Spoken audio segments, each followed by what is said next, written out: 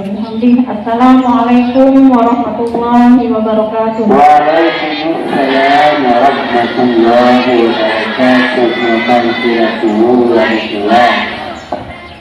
Alhamdulillah, alhamdulillahilladzi hadana li hadza wa ma kunna linahtadiya laula an hadanallah. Asyhadu an la ilaha illallah wa asyhadu anna Muhammadan abduhu wa rasuluh. Allahumma aslih ummat Muhammadin sallallahu alaihi wasallam wa farij an ummat Muhammadin sallallahu alaihi wasallam warham ummat Muhammadin sallallahu alaihi wasallam wa nusur waqtan wa amin nahdatan watan fil alamin bihaqqi Muhammadin sallallahu alaihi wasallam amma ba'd. Yang sama-sama kita hormati Bapak dan Ibu-ibu dari Dinas P3KB Kabupaten Lombok Timur yang akan memberikan sharing ilmu kepada kita semua. Selamat datang Pak di MTS 55 NWD Pancok. Yang kami hormati seluruhnya para ustaz dan ustazah, anak-anakku sekalian yang Umi sayangi dan banggakan. Alhamdulillah kita panjatkan puji dan syukur kepada Allah Subhanahu wa taala. Pagi hari ini kita bisa bersilaturahmi. Semoga pertemuan kita ini diberikan keberkahan oleh Allah Subhanahu wa taala. Salawat dan salam kepada baginda kita Nabi besar Muhammad sallallahu alaihi wasallam. Mudah-mudahan kita semua mendapat syafaatnya. Anak-anakku sekalian, hari ini kita patut banyak bersyukur kepada Allah dan berterima kasih karena sekarang pagi ini kita akan mendapatkan ilmu yang insya Allah akan sangat bermanfaat untuk kita semua. Tema kegiatan kita pada pagi hari ini adalah sosialisasi tentang pencegahan pernikahan dini. Tahu nama pernikahan dini? Apa itu? Pernikahan di bawah pernikahan. Siapa yang termasuk di bawah umur? Kita, kalian ya. Ya. Anak-anakku semua di Nusa Tenggara Barat, ya, di provinsi kita yang kita cintai ini, ternyata angka pernikahan ini itu cukup mengkhawatirkan. Terlebih-lebih kemarin saat masa pandemi, banyak sekali sekolah-sekolah yang kecolongan anak gadisnya. Ya, murid-murid kita banyak yang hilang kemana? Dibawa lari menikah. Mungkin karena sudah lama tidak masuk sekolah, jadi lebih memilih untuk menikah. Tetapi saya patut bersyukur dan berbangga hati, anak-anak murid saya di MTS 55 selamat semuanya. Tidak ada yang menikah di usia muda. Alhamdulillah. Rabbil alamin wassalatu wassalamu ala asrofil anbiya'i wal mursalin Sayyidina Muhammadin wa ala alihi wa sahbihi ajma'in. Amma ba'du. Ibu Kepala Madrasah Muallimat NWDI Pancor yang kami hormati beserta jajarannya, para ustaz, para pengasuh, para pembina, lengkapnya, kemudian adik-adik atau anak-anak peserta didik yang kami banggakan.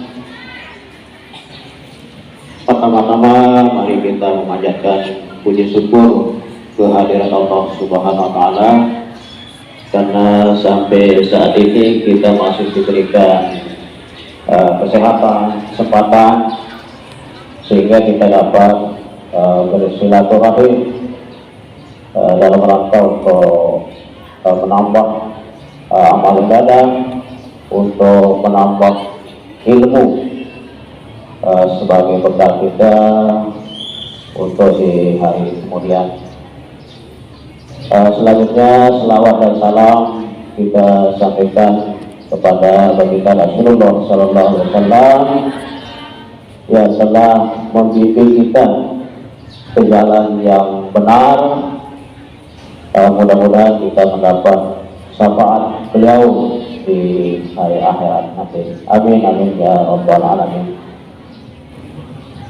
Itu kepala madrasah beserta para ustazah yang kami hormati. Terima kasih kami sampaikan kepada pihak madrasah yang telah memberikan kami dari Dinas Pemberdayaan Perempuan, Perlindungan Anak dan Keluarga Berencana untuk menyampaikan materi-materi yang terkait. Jadi insya Allah mohon izin kami insya Allah akan menyampaikan dua materi. Jadi yang pertama adalah stop kekerasan terhadap anak, kemudian pencegahan perkawinan usia anak. Mudah-mudahan dua materi ini bisa selesai 1 jam, mohon ini kurang lebih. Jadi itu. Jadi untuk yang pertama, jadi materinya adalah stop kekerasan terhadap anak. Nah itu. Jadi kenapa ini perlu? Jadi karena yang pertama adalah Lombok Timur ini cukup rawan terhadap kasus kekerasan terhadap anak. Jadi karena penduduk Lombok Timur yang begitu besar, sehingga kekerasan terhadap anak juga cukup tinggi atau cukup besar di Lombok Timur. Kemudian kasus kekerasan terhadap anak ini seperti fenomena gunung es istilahnya. Jadi di permukaannya kelihatannya kecil atau tidak ada, tapi sebenarnya banyak sekali kasus-kasus kekerasan terhadap anak yang terjadi di masyarakat. Nah itu untuk sekarang ini supaya ada tahu apa sih kekerasan tersebut. Kemudian juga kesadaran melapor masih rendah. Jadi kadang-kadang kalau ada yang mengalami, yang melihat kekerasan itu, jadi kadang-kadang tidak mau melapor. Nah, jadi kemudian kurang informasi tentang lembaga layanan pengaduan. Jadi tidak tahu kalau mengalami atau melihat kekerasan kemana dia akan melapor. Nah, jadi mungkin pada hari ini akan tahu kalau terjadi kekerasan, jadi bisa melapor ke Dinas P3KB juga bisa, terutama ke ada unit PPA namanya, ada unit PPA, unit Perlindungan Perempuan dan Anak. Itu kantornya di bawah masjid lah, di gedung bawah masjid. Kantor bupati. Jadi kalau adik-adik mengalami atau melihat kekerasan mungkin terhadap teman-temannya, bisa juga melapor ke sana. Jadi ke unit PPA juga bisa, ke Dinas P3AKB bisa, ke PPA Polres juga bisa. Di Polres, di kepolisian ada unit PPA-nya, unit Perlindungan Perempuan dan Anak. Jadi di sana juga ada. Nah, sehingga kalau adik-adik mengalami kekerasan atau melihat kekerasan terhadap anak itu bisa melaporkan ke unit-unit tersebut. Nah, jadi bisa juga memang banyak tempat melapor. Banyak tempat melapor kalau terjadi kasus kekerasan ini. Jadi tadi antara lain ke Dinas P3KB, ke UPTD PPA, kemudian ke PPA Polres, kemudian ke Dinas P3AKB kecamatan juga bisa. Jadi melalui dinas kesehatan juga iya, karena lembaga-lembaga tersebut adalah merupakan satgas daripada perlindungan perempuan dan anak. Jadi banyak dinas instansi yang terkait tempat kita mengadu atau melaporkan kalau terjadi kasus-kasus kekerasan terhadap anak itu. Nah, jadi menurut data kasus kekerasan terhadap anak di 2015 itu 101 kasus, 2016 itu 135 kasus, 2017 121 kasus, 2018 109, 2019 92 kasus, di tahun 2020 115 kasus, dan untuk tahun 2021 ini sudah masuk laporan sekitar 65 kasus, yaitu kasus-kasus yang berkaitan dengan kekerasan terhadap anak. Nah, itu angka-angka yang kami sebutkan tadi itu adalah sebagian kecil sebenarnya, sebagian kecil dari laporan-laporan yang masuk. Jadi seperti kami sampaikan tadi bahwa sebenarnya banyak kasus-kasus kekerasan yang dialami oleh anak-anak di masyarakat tapi tidak dilaporkan. Kadang-kadang malu melapor atau tidak tahu kemana dia harus lapor. Nah, itu. Lalu kita lanjutkan, apa sih kekerasan itu? Apa sih kekerasan terhadap anak? Nah, jadi kekerasan terhadap anak itu adalah setiap perbuatan terhadap anak yang berakibat timbulnya kesengsaraan atau penderitaan secara psikis, seksual, dan atau penelantaran, termasuk ancaman untuk melakukan perbuatan pemaksaan atau perampasan kemerdekaan secara melawan hukum.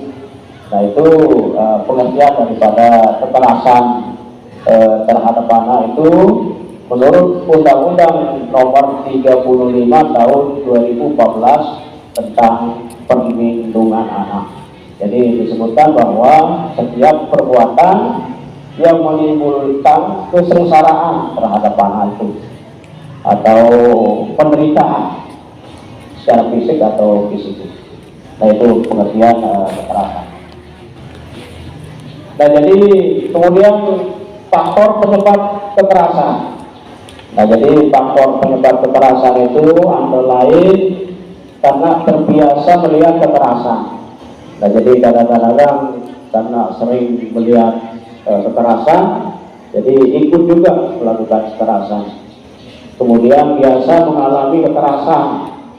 Nah, jadi karena biasa mengalami kekerasan juga, sehingga anak tersebut juga ingin atau kadang-kadang melakukan kekerasan. Kemudian selanjutnya hidup dalam kemiskinan. Jadi kadang-kadang dalam kehidupan dalam kemiskinan sehingga dia juga melakukan kekerasan. Padahal sebenarnya apapun yang kita alami juga di kehidupan ini harus kita hadapi dengan kesabaran. Kemudian juga penyebab kekerasan itu kadang-kadang karena pemabuk. Dia suka mabuk, dia suka narkoba. Nah, jadi sehingga melakukan kekerasan. Kadang-kadang dia frustasi, depresi, putus asa. Nah, sehingga dia karena dia putus asa, dia melakukan kekerasan baik kepada orang lain maupun pada dirinya sendiri. Nah, itu.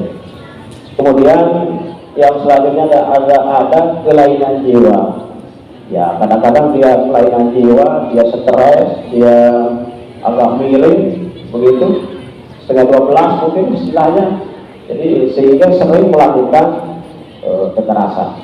Itu penyebab-penyebab daripada kekerasan terhadap anak itu.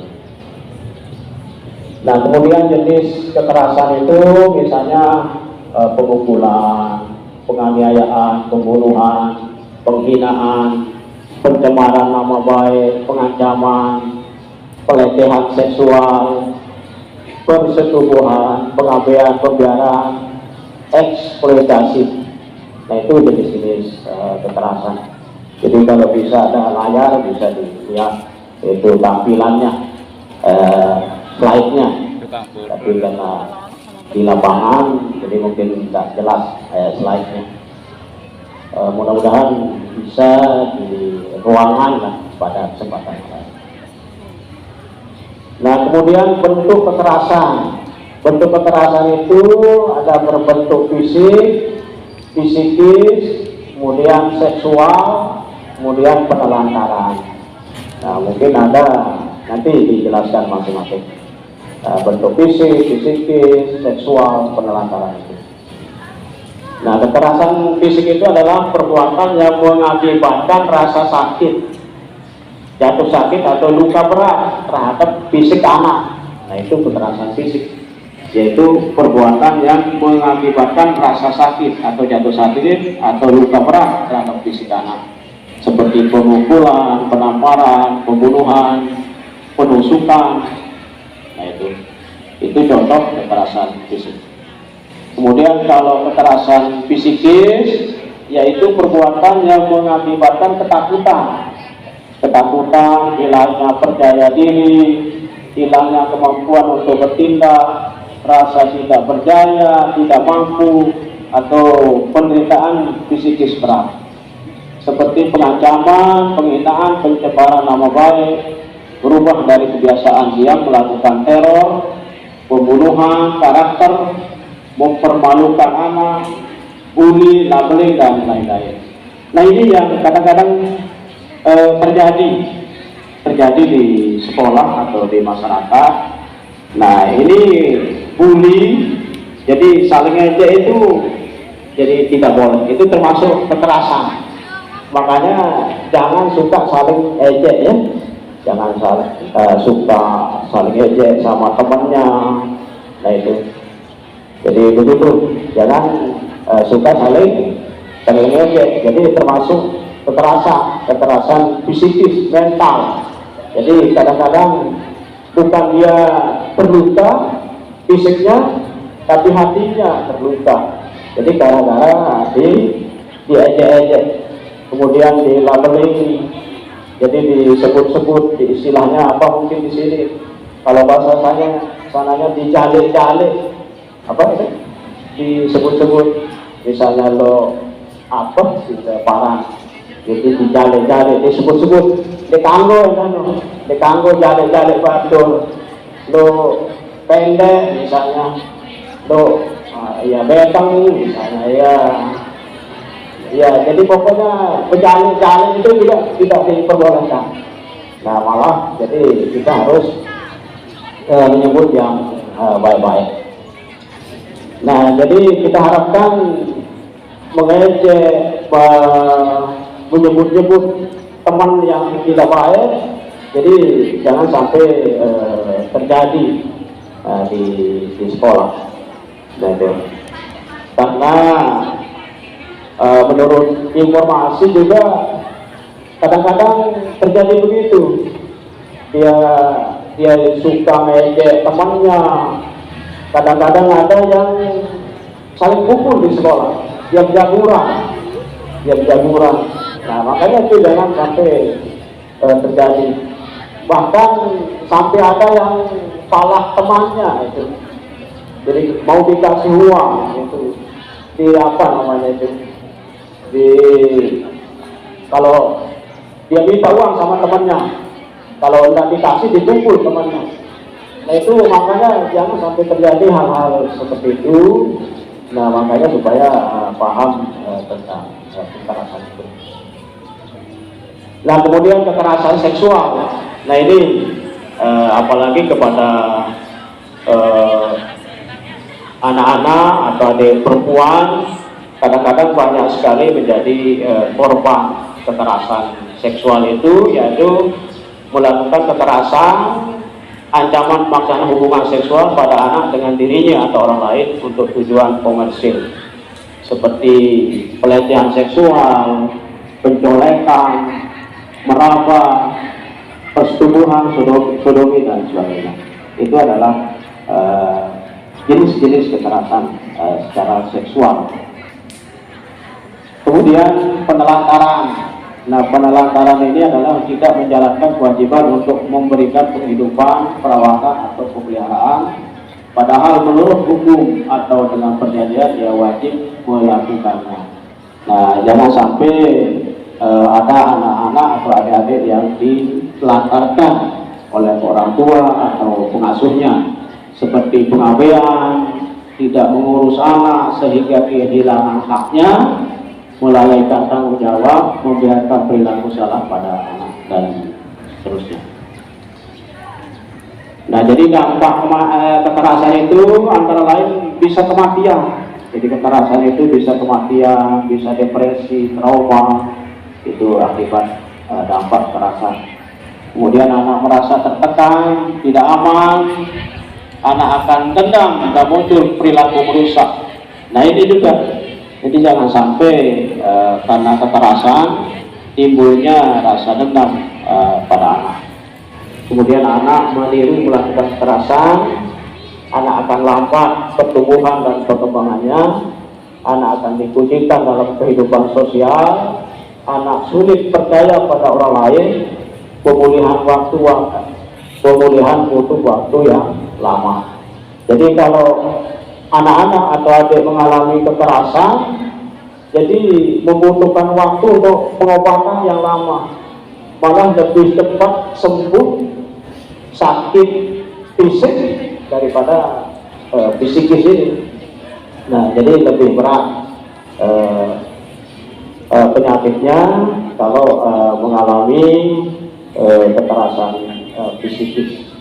Nah, oleh karena itu kita itu menghindari kekerasan tersebut.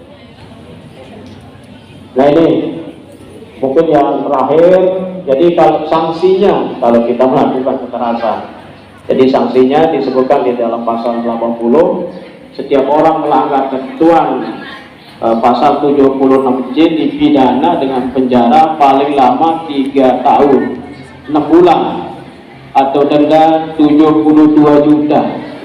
Nah, itu kalau kekerasan. Nah, itu yang tentunya kekerasan yang menyebabkan sakit parah, ya itu sakit parah atau luka seterusnya atau seumur hidupnya. Jadi sehingga ini disebutkan sanksinya.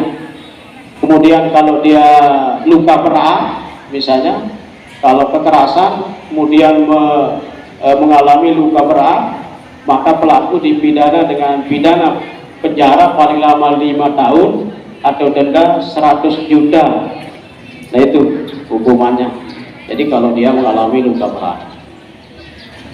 Kemudian kalau dia sampai mati, dia kekerasan, mengalami kekerasan sampai dia.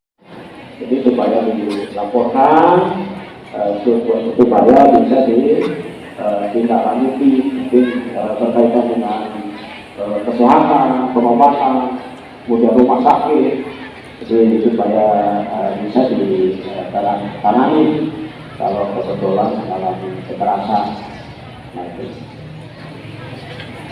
Jadi mungkin demikian untuk sementara di materi pertama. Jadi kami dari dinas P3KB, kami di seksi perlindungan anak. Seksi perlindungan anak di dinas P3KB ada namanya seksi perlindungan anak. Kemudian ada seksi pemenuhan hak anak, ini nama Ibu Haja Wani. Kemudian ini ada perlindungan anak berkebutuhan khusus.